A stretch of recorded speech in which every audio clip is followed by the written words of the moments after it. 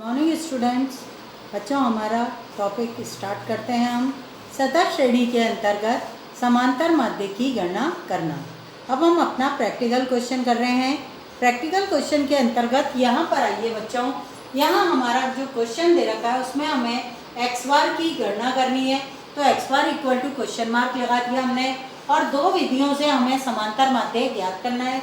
एक को हम प्रत्यक्ष रीति या डायरेक्ट मेथड कहते हैं, और दूसरे को हम पद विचलन रीति या स्टेप डेविएशन मेथड कहते हैं। इन दोनों ही विधियों से हमें एक्स बार की गणना इस क्वेश्चन में करनी है। ध्यान से देखिएगा और समझिएगा क्वेश्चन किस तरह से सॉल्व होता है। क्वेश्चन के अंतर्गत हमारे प्राप्तांक दे रखे हैं, मतलब अंक दे रखे हैं, और अंक हमारे क्लास इंटरवल में दे रखे हैं 0 से 10, 10 से 20, 20 से 30, 30 से 40, 40 से 50, 50 से 60 और 60 से 70 हमारे अंक दिए हुए हैं। बच्चों इसमें छात्रों की संख्या जो दे रखी है 0 से 10 तक अंक लाने वाले 5, फिर 12, 15, 25, 8, 3 और 2 विद्यार्थियों की दी हुई है। सबसे पहले हमारे द्वारा प्रत्यक्ष रीति से क्वेश्चन को जब सॉल्व किया जाता है तो इसके अंतर्गत हमारे द्वारा ये जो वर्ग विस्तार दे रखा है इसकी हम मिड वैल्यू निकालेंगे। मिड वैल्यू को हिंदी में मध्य बिंदु कहते हैं। क्या कहते हैं? मध्य बिंदु। ये हमारी एक्स सीरीज भी कहलाएगी। मिड वैल्यू का फॉर्मूला होता है बच्चों, आपके मिड वैल्यू का फॉर्मूला होता है L1 plus L2 divided 2। Lower limit आपकी कितनी है? 0। अपर लिमिट कितनी है आपकी? 10। 0 और 10 का योग 10, 10 में 2 का भाग दिया 5, 10 और 20 30, 30 में 15, फिर 20 और 30 50, 25, 30 और 40 70, 35, 45, 55 और देन 65। अब हमारे जब हम प्रत्यक्ष रीति से ज्ञात करते हैं, हमने सबसे पहले क्लास इंटरवल की मिड वैल्यू निकाल ली। मिड वैल्यू का फॉर्मूला हमारे L1 प्लस L2 डिवाइडेड 2 होता है। नोट कर लेना इस फॉर्मूले को बच्चों, और फिर मध्य बिंदु आप अपनी निकाल सकते हैं। नेक्स्ट स्टेप हमारे प्रत्यक्ष रीति के अंतर्गत x इंटू एफ होता है। x जो हमारे दे रखा है इंटू एफ जो हमारे सेकेंड नंबर के कॉलम में 5 इंटू 5 25, 15 इंटू 12 15, 2.5 150, 60 70 80 180 हो गया। फिर 25 इंटू 15 125 और जोड़ दो 250 के अंदर 375। फिर 35 इंटू 25, 25 पंजे 125, 12 हो गया। 25 दिया 75, 77 87। फिर आपके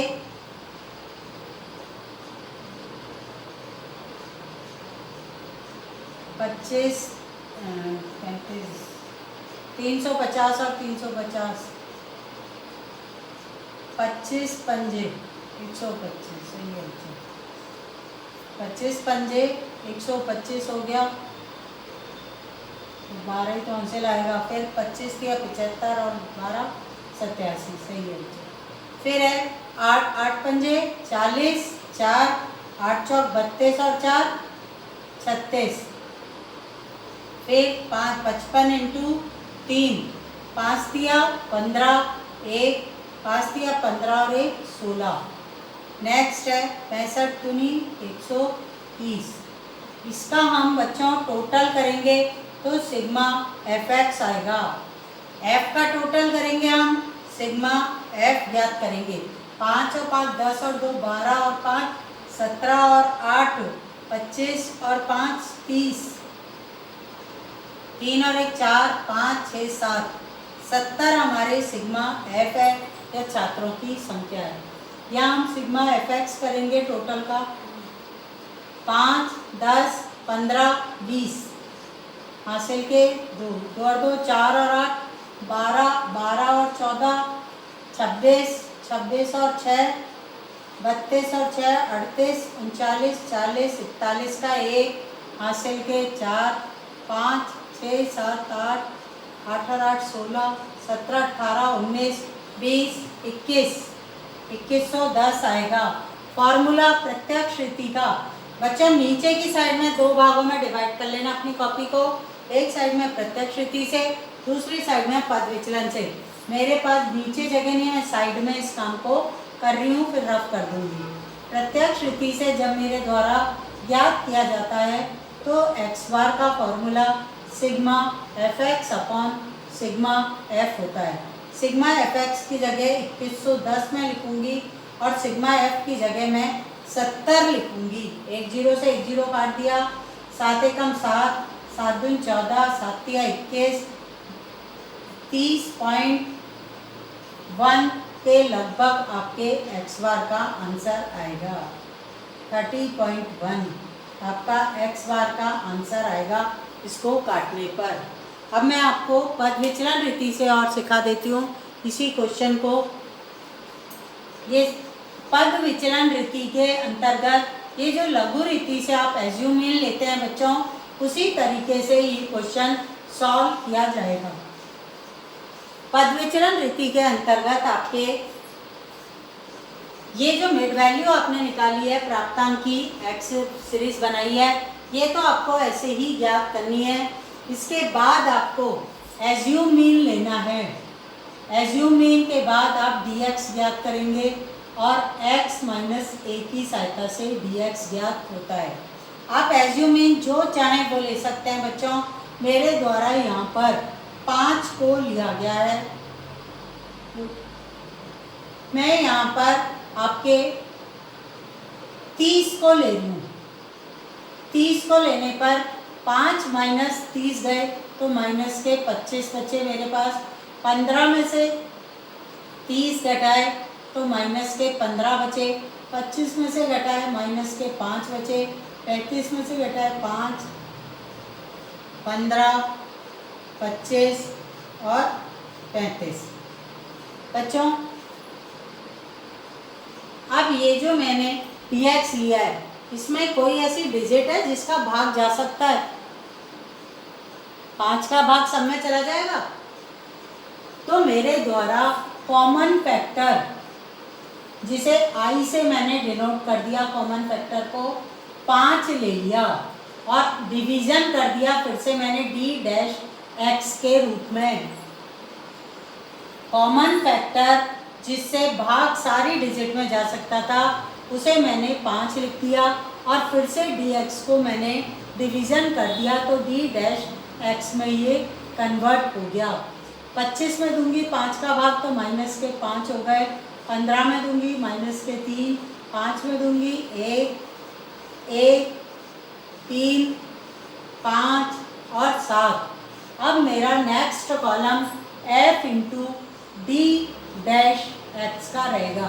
डी डैश एक्स मेरा ये है और f मेरा यहाँ पर दिया हुआ है। 5 इंटू 5 कितना हो गया? 25, लेकिन चिन्ह माइनस का है। 12 दूनी 24, 12 तिया 36, माइनस के आएंगे। 15 एकम 15 माइनस का आएगा। 25 एकम 25 प्लस के हैं। 8 इंटू 3 8 तिया 24, 3 पंजे 15 और फिर 2 इंटू 7 7 दूनी 14।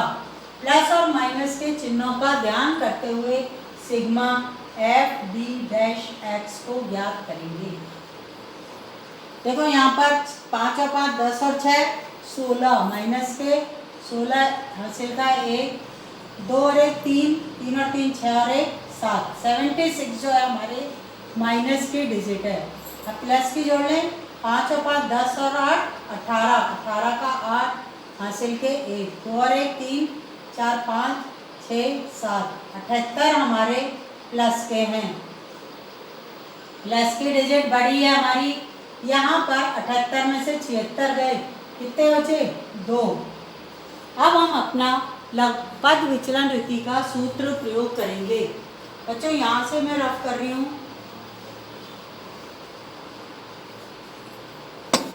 सूत्र के अंतर्गत पद विचलन रीति लिखेंगे पहले तो, फिर इसका सूत्र जो होता है एक्स बार ज्ञात करने का a plus sigma F D dash X upon sigma F into I होता है। यहाँ पर एज्यूम इन आपने कितना लिया था बच्चों, 30 लिया था। Sigma F D dash x आपका कितना है, 2 आया है। सिग्मा एफ कितना है, 70 है। और यहाँ पर आपके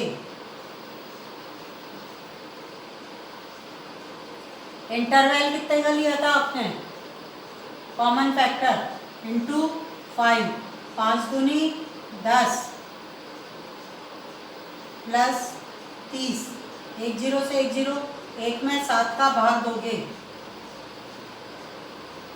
पॉइंट लगा दो, 7 एकम 7 और फिर कितना बच गया, 3 पॉइंट लगा हुआ है, 0 लगा है, 7 दूनी 14, 7 तिया 21, पॉइंट 13 आपके बचेगा।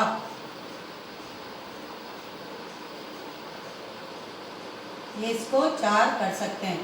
तो ये हमारा 30 के अंदर पॉइंट 14 जोड़कर काटने पर कितना आया, 0.14 30, और इसको जब हम जोड़ेंगे तो x बार हमारा 30.14 आपके औसत अंक या प्राप्तांक आएगा।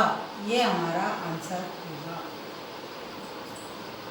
बच्चों जहाँ तक मैं समझती हूँ आपको समझ में आ गया होगा। पद विचलन रीति में जैसे हम लघु रीति में एज्यूम इन लेते हैं, dx निकालते हैं, चिन्हों का ध्यान रखते हैं।